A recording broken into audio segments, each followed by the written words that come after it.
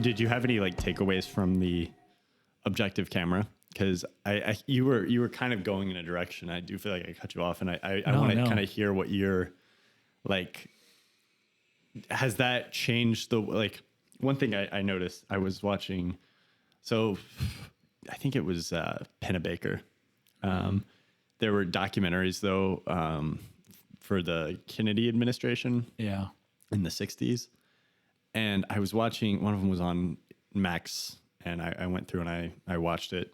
They're like an hour long or something, and one of them was on the admission of the first Black students at the University of Alabama. Right. And then the governor of Alabama at that time, George Wallace, like segregation,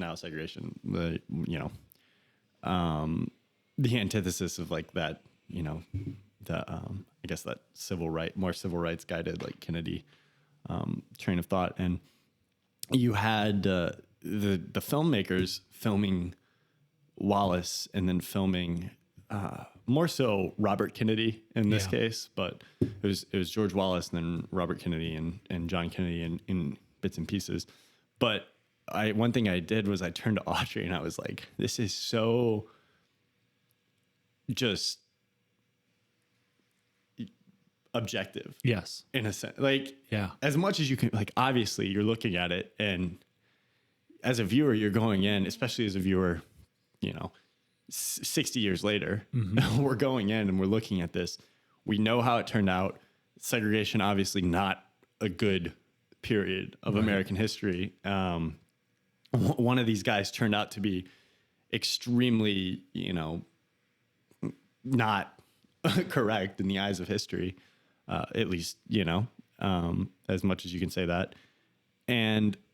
But I turned to Audrey and I'm like, this is just, it's like they filmed him having breakfast and whatever. And I just think of how unobjective a lot of everything is these days, especially like if you're doing a film on a political piece, like, okay, you're going to take that. And I know a lot of filmmakers and a lot of good filmmakers who would probably go in and, this is the right idea, right? Like segregation and bad thing. Let's highlight that. Yeah. But there was just something that was really amazing about just like how objective the camera was. It was just like, hey, these are just forces.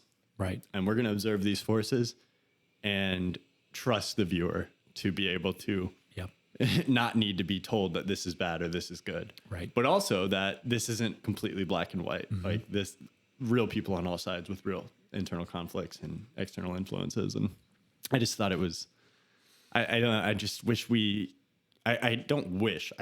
that's something I appreciate. And I want that to be a quality of the work that I produce. And then I want to seek out more work that's able to do that. I'm right there with you. I mean, watching The Zone of Interest, watching Past Lives, even though there are,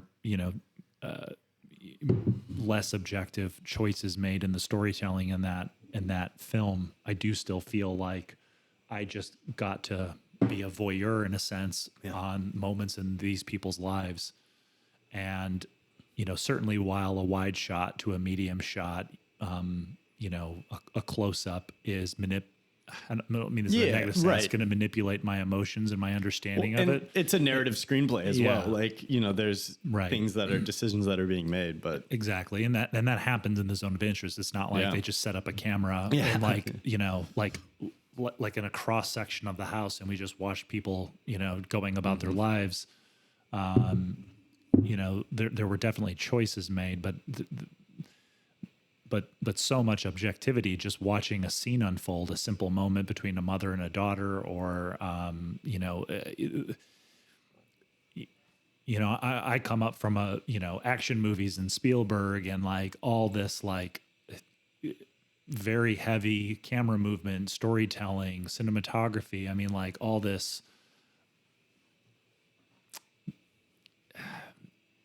so much that is like consciously made and chosen, that there was just something really resonant with watching The Zone of Interest the theater, you know, like it's like one of those movies where it's quiet and you're like, if you chew your popcorn too loud, like you're adding to the soundtrack of the movie versus what I'm used to. Like go see the Avengers and you can shred a bowl of popcorn and nobody even knows what you're doing.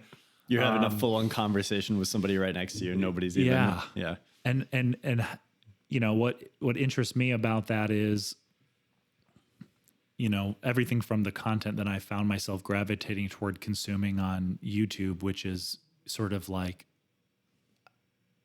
photography videos or people just kind of like just watching them do their thing, like live their lives, type on a computer, make themselves dinner, a little bit of voiceover talking about this or that, stuff that's just simpler and much less, fewer ingredients. Yeah.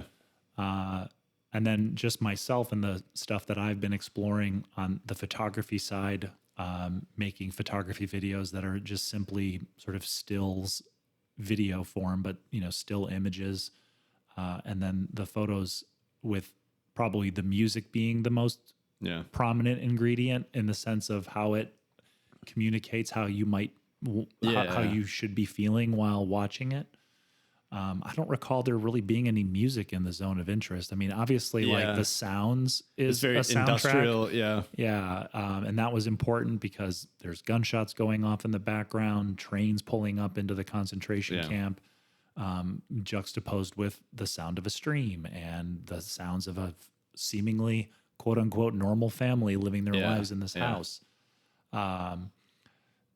So yeah, I find myself gravitating towards content that doesn't create feelings in me through the ingredients of cinema and cinematic storytelling, but sort of just presents me with something to observe, and the feelings develop from those from what I observe. I think that's. I just want to really quick. There's this idea of like the cinematic, like the visual metaphor.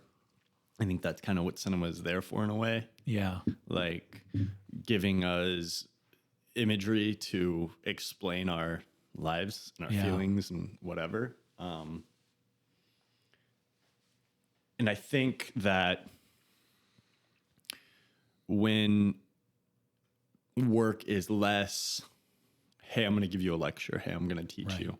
You're allowing people to supply, you know, you're giving them the visual to work with, or the sound or whatever you're giving, and then you're allowing them to come in and provide this key.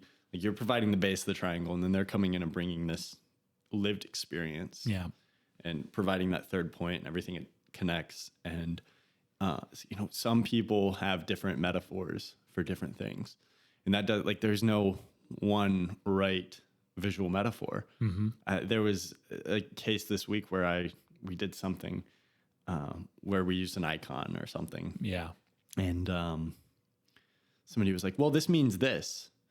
And I just thought it was funny because in the idea of that piece, like we designed it around, we took that and gave it an association in the piece. Yeah. So like that's just a symbol. That's just an icon. Right. And by how we're using it, we're creating our own metaphor for it. Right. And then that allows it to be, you know, but then somebody saw it and the comment was, this means this. Isn't that a little confusing? And it's like, well, no, we can reappropriate it. Like that's completely within the realm of possibility. And I think a lot of work that, at least recently, that has moved me more is able to do that more so than like, oh, look, I'm right. You know, what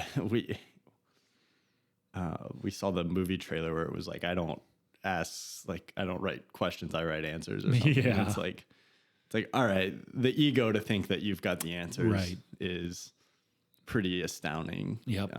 You know, we are little blips on the timeline of history, and all we can do is write questions, I think. It had been a golden afternoon, and I remember having the familiar conviction that life was beginning over again with the sunrise.